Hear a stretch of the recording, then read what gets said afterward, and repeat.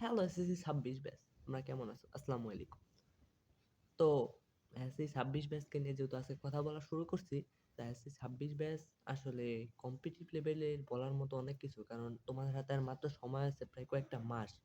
এখন ওনাদের যে চিন্তা যে এই কয়েকটা মাসে আমি নিজের রেজাল্টটাকে কিভাবে আপগ্রেড করব, নিজের রেজাল্টটাকে কিভাবে সবার সামনে তুলে ধরবো। তুমি নিজেকে জাজ করতে পারো যে আমি কি আমার নিজের সাফল্যের জন্য রেজাল্ট করতেছি, আমি কি আমার বাবা মার প্রাউড ফিলের জন্য রেজাল্ট করতেছি, না আমি আমার ক্যারিয়ার দাঁড় করানোর জন্য রেজাল্ট করতেছি। এই তিনটা তা তোমার মনে রাখতে হবে। তোমার বাবা মার সম্মান, এটা সব মোস্টলি তোমার ইম্পর্টেন্ট। বাট তোমার আরেকটা জিনিস, সেটা হলো আজকে আমি এই ভিডিওতে যে আলোচনা করব তোমার রেজাল্টকে অন্য সবার তুলনায় আজকের এই ভিডিওটা দেখার মাধ্যমে তোমার রেজাল্ট আরো ভালো করবে এবং বুলেট প্রুফের মতো সুন্দর হয়ে যাবে। আমি বিশ্বাস করি, আমি মনে করি, তোমরা যদি মনে করো তাহলে সেটা আলাদা ব্যাপার। এখন আমি বলি, আজকে যে ৫ টা বৈজ্ঞানিক ধাপগুলো অনুসরণ করব, সেই ৫ টা বৈজ্ঞানিক ধাপ যদি তুমি অনুসরণ করো, তাহলে তোমার সিওর এসএসসি লেভেলটাকে ২৬ ব্যাচ তোমরা সুন্দর মতো এসএসসি পরীক্ষাতে বুলেট প্রুফ ভাবে শেষ করতে পারবে। চলো আমরা দেরি না করে ভিডিওটা আজকের মধ্যে শুরু করি। সো আমরা এখন ধাপ ৫টা আমরা শুরু করি কৌশল। এখন ফার্স্ট অফ অল কৌশল কি হবে? ফার্স্ট অফ অল কৌশল হলো concept is king.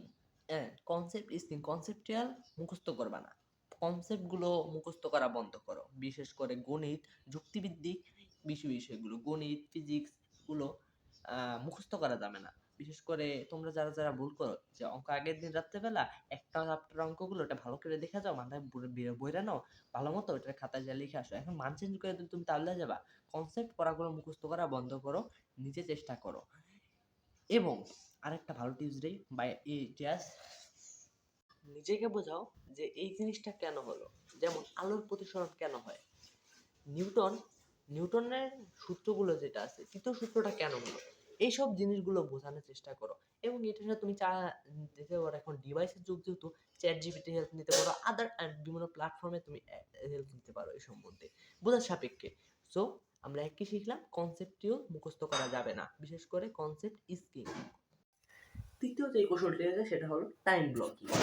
What is time blocking? Time blocking মানে তুমি একটা অধ্যায়ের উপরে টাইম ব্লকিং করে ফেলবা। ১ ঘন্টা আমি আজকে ম্যাথ পড়বো, ১ ঘন্টা আজকে আমি ফিজিক্স পড়বো, ১ ঘন্টা আমি আজকে এই সাবজেক্টে পড়বো। যে সাবজেক্টটা তোমার জন্য কঠিন, যে সাবজেক্টটা তোমার জন্য মনে হচ্ছে যে সাবজেক্টে আমি দুর্বল, সে সাবজেক্ট ২ ঘন্টা ৩ ঘন্টার মতো দিতে পারো। এটা ডিপেন্ডেন্ট তোমার প্র্যাকটিক্যালের উপর, তোমার আদার ক্লাসের উপর, তোমার আদার কোচিং এর উপর তুমি টাইম ব্লকিংটা করবা ঠিকভাবে। ঠিক আছে? Almost done. তোমার এই ৩টা কৌশল তোমরা ভালোভাবে, প্রথম ৩টা কৌশল তোমাদের মনে রাখতে হবে। 4th নাম্বার যে কৌশলটা রয়েছে সেটা এখনই বলবো।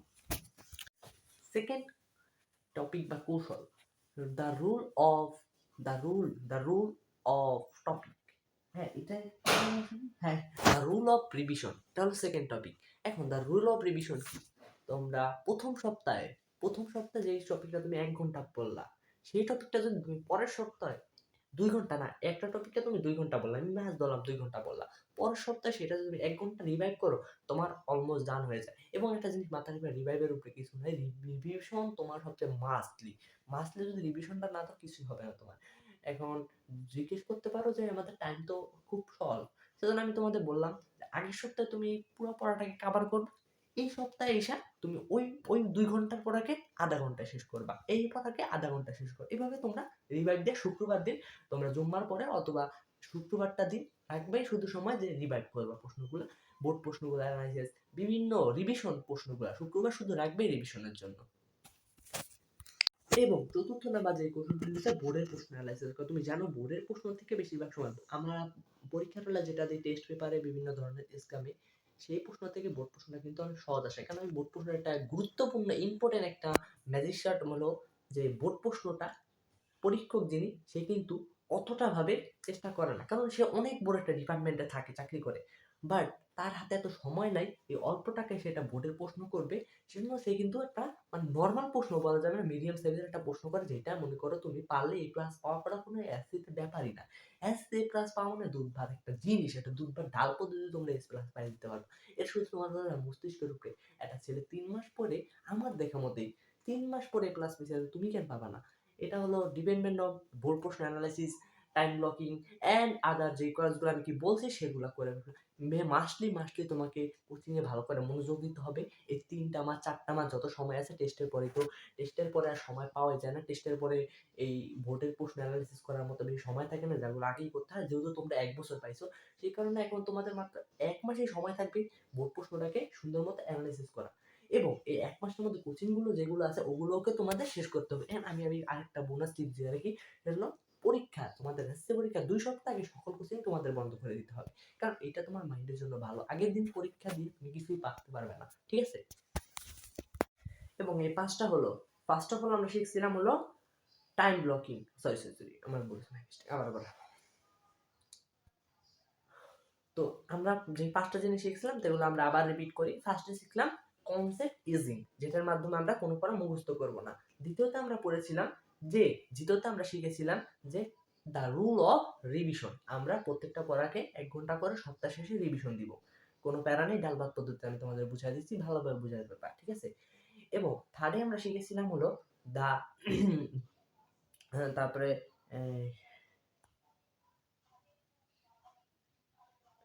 Time blocking technique. Time blocking কি, তোমার এই সাবজেক্টের জন্য কত সময় টাইম দিবা, তোমার ওই সাবজেক্টের জন্য কত সময় দিতে হবে, এবং তোমার আলাদা সাবজেক্ট শেষ করার পরে তুমি যেই সাবজেক্টটা পারো না ওইটার জন্য তুমি এক্সট্রা কত সময় টাইম দিবা, এটা 3। 4 নম্বরে আমরা শিখেছিলাম যে 4 নম্বরে আমরা শিখেছিলাম যে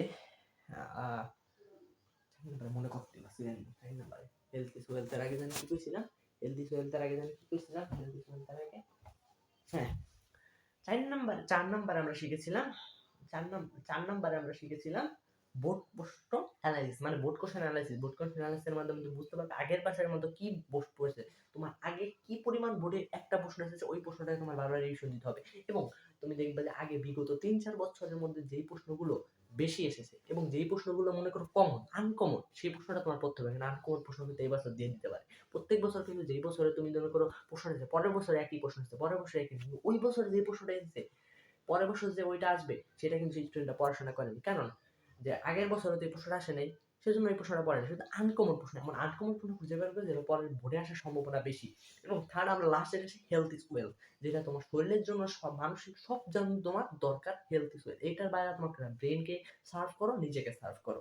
সো সবাইকে ধন্যবাদ আজকের ভিডিওটা উপভোগ করার জন্য। আসসালামু আলাইকুম। এবং কৌশল নাম্বার 5টি হলো সর্বশেষ কৌশল হলো স্বাস্থ্য সম্পদ। ইয়েস, এটা হলো হেলথ ইজ ওয়েলথ, আমরা সবাই জানি। এবং হেলথ ইজ ওয়েলথ সম্বন্ধে কিছু বলার নাই। তুমি সারাদিনে এসির আগ মুহূর্তে সর্বোচ্চ তুমি যদি পড়াশোনা করো, তুমি ভাই তুমি ভাইয়া আপু যারাই বলো 5 ঘন্টা, নিম্নে 5 ঘন্টা, যারা তোমরা A+ পাইতে চাও, যারা আগের থেকে পড়া আছে, নিম্নে তোমরা একটু 5 ঘন্টা করে পড়বা, দেখবা তোমরা রাখবা 3 ঘন্টা রাখবা দুর্বল সাবজেক্টের জন্য, 3 ঘন্টা রাখবা দুর্বল সাবজেক্ট, আদার 2 ঘন্টা রাখবে শুধুমাত্র তোমাদের নিউ পড়ার জন্য। নিউ পড়া বলতে টেস্টের পরে মনে করি আমি নিউ পড়ার কিছুই থাকে না। তুমি 1 ঘন্টা পড়বা বোর্ডের মেসেজ, 1 ঘন্টা তুমি মনে করো আদার যেগুলো দুর্বল, 3 ঘন্টা তো তুমি দুর্বল পড়াগুলোই পড়বা। 1 ঘন্টা হলো তুমি মনে করো এই আদার কাজগুলো করলা, আদার যে বা কাজগুলো থাকে, আর লাস্ট 1 ঘন্টা তুমি তোমার মতন করে পড়ে ফেলবা। এবং বা এইটা শুধু তোমার নিজের পড়ার টাইম 5 ঘন্টা, বাকি সব স্কুল যত যাই ওইটা তোমার আলাদা, অনলাইনে কোচিং যত যাই হোক ওইটা তোমার আলাদা। এন্ড এইটা করার পরে তোমার নিম্নে 6 ঘন্টা ঘুমাতে হবে। 6 ঘন্টা না ঘুমালে তোমার ব্রেনের উপর প্রেশার পড়ে। একটা জিনিস তোমরা লক্ষ্য করবা যে একটা ইয়েতে গেছে যে 30 মিনিট একটানা পড়াশোনা করার পরে একটা শিক্ষার্থীর অতভাবে মন বসে না পড়ালেখার প্রতি, মানে মনোযোগটা ধরে রাখতে পারে না। সেক্ষেত্রে আমি টপিক দিতে পারি তোমাদের 5 ঘন্টা দেখে তোমরা 5 ঘন্টা 30 মিনিট দাও। 5 ঘন্টা 30 মিনিট তোমার আহামরি কোনো টাইম না। 30 মিনিট তুমি 5 মিনিট করে ব্রেক নিবা। 5 মিনিট তোমরা বাইরে ঘুরবা, বাইরে ঘুরে ফিরে আসে আবার তোমরা পড়তে পারবে। এটা তোমার মাইন্ডকে ফ্রেশ রাখবে এবং বিভিন্ন কাজে তোমাকে সহায়তা করবে, পড়াশোনায় মনোযোগী করে তুলবে।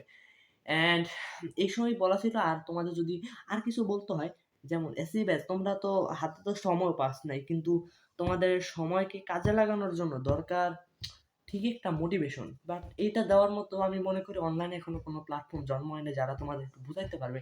শুধু তারা বললো এসসি 26-এর সবচেয়ে বড় কষ্ট, তারা সবচেয়ে কম সময় পেয়েছে, এটাই তোমাদের জন্য তোমরা একমাত্র বেশ যারা সবচেয়ে কম সময়ের মধ্যে এসসি পরীক্ষা দিবে, এবং যারা A+ পাবা তারা অসাধারণ করবা, মানে তাদের ভুলানো যাবে না। এবং যারা A গ্রেড পাবা, A+ A গ্রেড সমান ভাই, ওইটা নিয়ে প্যারা নেই। ভিতরে চাইবা গোল্ডেন এ প্লাস, তুমি পাইবা গোল্ডেন এ প্লাস। তোমার যদি ইচ্ছা থাকে এর থেকে বড়, তা তুমি গোল্ডেন এ প্লাস পাই যাবা। তোমার এ প্লাস এর চিন্তা থাকে, তুমি এ গ্রেড পেবা। সো যেটা চিন্তা করবো এটা কখনোই পাইবা না, যেটা চিন্তা করবা না সেটা নিচেরটা ঠিকই পাইবা তুমি। কারণ ওই জন্য তুমি জীবনে পড়াশোনা করবে না, বাট ওই জায়গায় যাওয়ার জন্য তুমি যতটুকু করবো অতটুকু তোমার ওই নিচের ধাপের জন্য দাম, ঠিক আছে? এতটুকুই তো। বাট তোমাদের পড়াশোনা করতেও আমি যেগুলো বলছি আজকে, যেগুলো আমি শিখছি, আমি আবার 5টা রিপিট করি, ঠিক আছে? চলো।